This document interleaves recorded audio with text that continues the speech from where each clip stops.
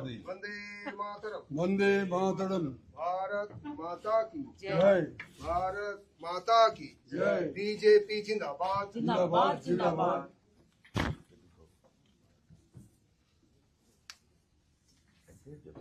प्रकाश प्रकाश मुखटा देखे একটু একটু এবার ঠিক আছে আটকে গেছে একটু নামালে হবে পরে। ঠিক আছে ঠিক আছে পার্টি পতাকা হাতে নিলে ঠিক আছে थैंक यू दादा। वंदे मातरम। वंदे मातरम। जय श्री राम। जय श्री राम। ব্যাস নো সব এর প্রশ্ন যদি কোনো থাকে কিছু হ্যাঁ ইয়া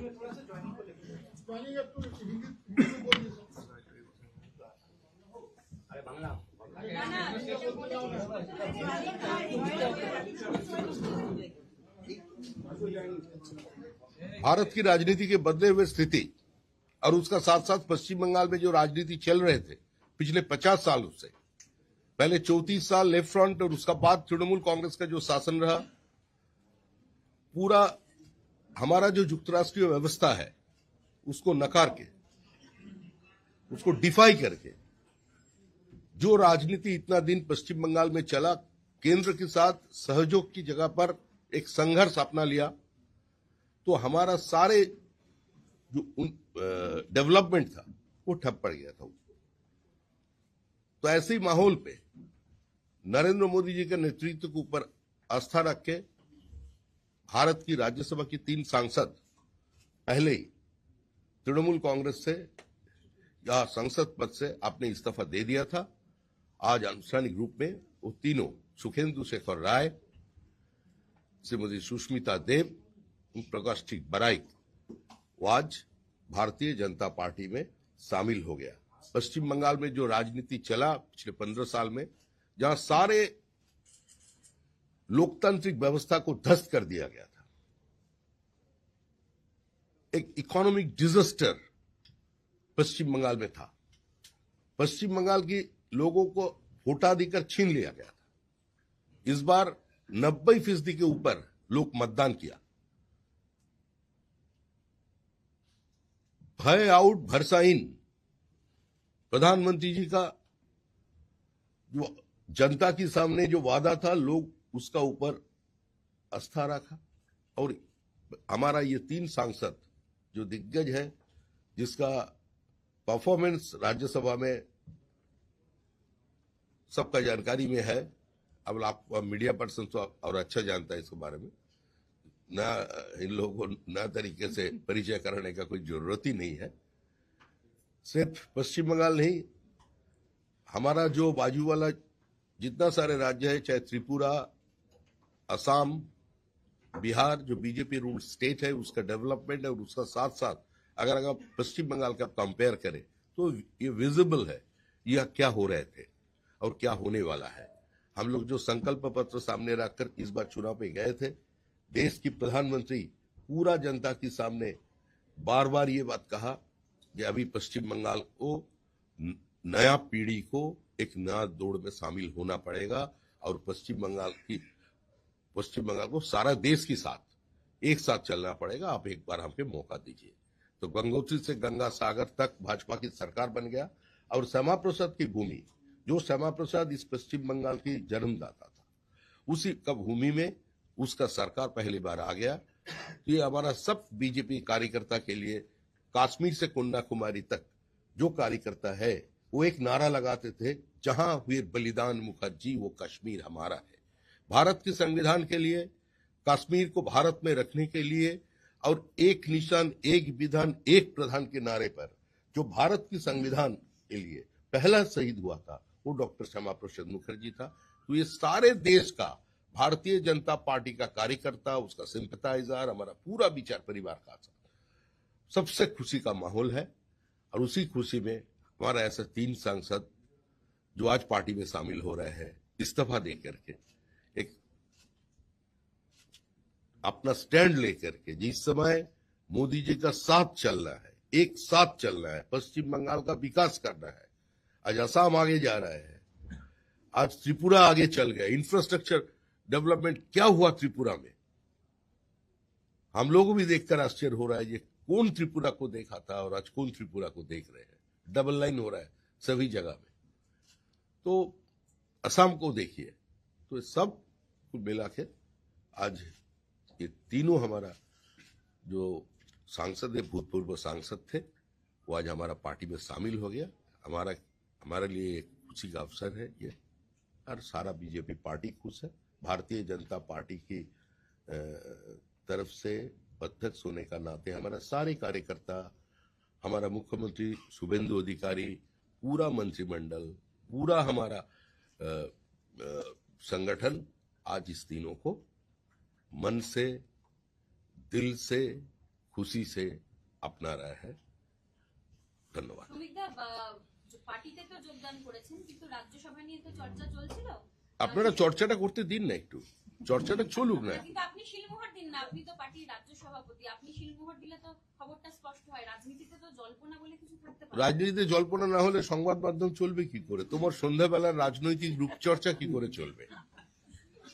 রাজ্যসভায় আমরা কি দেখতে পাচ্ছি সুখেন্দু শেখর রায়, আমরা একাধিকবার আপনার মুখে সুখেন্দু বাবুর বাবার কথা, সুখেন্দু বাবুর কথা আমরা একাধিকবার এই পার্টি অফিসে শুনেছি।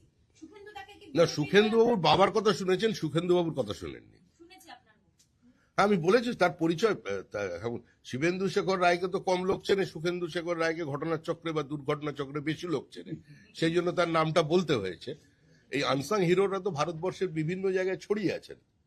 শিবেন্দু শেখর রায়ের জন্য আজকে ফরাক্কা ব্রিজ দেখতে পাচ্ছেন, মালদাকে এই দেশের মধ্যে দেখতে পাচ্ছেন। তিনি যদি না থাকতেন, আর যারা ওখানের লিগ্যাসিকে এনজয় করছে তারা কংগ্রেসের পতাকা হাতে নিয়ে কোন দিকে ছিলেন সেটাও কিন্তু মানুষটা জানেন। তো এই ইতিহাসগুলো এই সরকারের আমলে ধীরে ধীরে বেরিয়ে আসবে। আমাদের ইতিহাসকে তো বিকৃত করে দেওয়া হয়েছে, অনেক জিনিস ভুলিয়ে দেওয়া হয়েছে, একটা পরিবারের মধ্যে আবদ্ধ করে রাখা হয়েছে। পশ্চিমবঙ্গের যে বিপ্লবীদের ইতিহাস, তাদের যে মর্যাদা কোথায় পেয়েছে, কোথায় রানী শিরোমণি, তার অবদান কি কোনোদিন স্বীকার করেছে? বা আমাদের রানী রাসমণির যে প্রাপ্য মর্যাদা এই সমাজে হওয়া উচিত ছিল, তিনি কি তা পেয়েছেন? তো এর তো প্রায়শ্চিত্ত আমাদের করতে হবে। রাজ্যসভাটা তাহলে কি হচ্ছে? তার মাঝখানে আপনি এখান থেকে জয়েন করিয়েছেন আজকে তিন পদত্যাগী সাংসদকে, যাদের মধ্যে দুজন পশ্চিমবঙ্গে, সুস্মিতা দেব অসমে। এরপরে কি সুস্মিতা দেব পশ্চিমবঙ্গে বিজেপির কার্যকর্তা হিসেবেই কাজ করবেন নাকি সারা ভারতবর্ষের ওই বিজেপির কাজ করবে? কি বিজেপিতে তো ওই রকম হয় না, Bengal line, Kerala line, Assam line হয় না, বিজেপির একটাই লাইন। আপনি ইলেকশনের পর বলেছিলেন যে তৃণমূল কংগ্রেসের নেতাকর্মীদের জন্য দরজা বন্ধ। তো আজকের এই জয়েনিংটা, what is the message that you are trying to send across the line? কি বললে? আরে আপনি ইলেকশনের পর বলেছিলেন যে হ্যাঁ, বিজেপি নেতাকর্মীদের এখনো তো তাই বলছি। তাহলে আজকের জয়েনিংটা হাউ ডু এক্সপ্লেইন দিস? আজকের জয়েনিংটা কিভাবে এক্সপ্লেইন করছেন? এক্সেপশন প্রুভস দ্য ল আছে না, ব্যতিক্রম তো থাকবেই, বিচ্যুতি নয়, ব্যতিক্রম। ব্যতিক্রমী ঘটনা, ব্যতিক্রমী চরিত্রের সঙ্গে, সময়ের সঙ্গে দলও নিজেকে খাপ খাইয়ে নেয়। পার্টির সিদ্ধান্ত চূড়ান্ত সিদ্ধান্ত। দাদা, পার্টির সিদ্ধান্ত চূড়ান্ত। এই পার্টি কি তাহলে এই অভিযোজনটা, ব্যতিক্রমের ওই অভিযোজনটা বজায় রাখবে? হ্যাঁ, আপনি যে বললেন যে তৃণমূলের 4 ঘন্টার তৃণমূলের জন্য দরজা বন্ধ। যারা মানুষের সম্পত্তি লুট করেছেন তাদের জন্য দরজা বন্ধ। নির্বাচনের আগে আমি বারবার আহ্বান জানিয়েছি কংগ্রেসের ভোটারদের কাছে, বামপন্থী ভোটারদের কাছে, এবং স্পষ্ট করে এটা বলেছিলাম, যারা চাকরি বিক্রি করেননি, চাকরি কেনেননি, সিন্ডিকেটে অংশগ্রহণ করেননি, যারা নিরপরাধ মানুষের ওপরে নিজের আধিপত্যবাদ চাপিয়ে দেননি, যারা মানুষের গণতান্ত্রিক অধিকারগুলোকে পদদলিত করে দেননি, যারা টেন্টেড নন, যারা অপ্রাসঙ্গিক মমতা বন্দ্যোপাধ্যায়কে প্রাসঙ্গিক করবার জন্য বিপরীত পরিস্থিতিতে নিজের ঘাম রক্ত দিয়ে দেওয়ালে ঘাসফুল চিহ্ন এঁকেছিলেন, তাদের কাছে আহ্বান জানিয়েছিলাম যে আপনারা পশ্চিমবঙ্গের স্বার্থে, আপনাদের পরবর্তী প্রজন্মের স্বার্থে এই নির্বাচনে তৃণমূলকে সরিয়ে দিন। সুতরাং এটা নতুন কোনো বিষয় নয়। আপনি আশা করব এরা প্রত্যেকেই গুণীজন, বিদগ্ধ মানুষ, এদের নামের আগে পদত্যাগী, দলত্যাগী বা তৃণমূলী এই শব্দগুলো ব্যবহার করবেন না। প্রত্যেকেরই একটা অতীত আছে, সাধুরও একটা অতীত থাকে।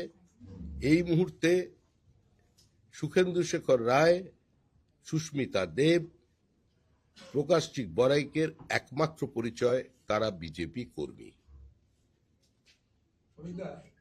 ন্যাশনাল মেডিকেল কলেজে আজকে অন্য প্রসঙ্গ ছিল।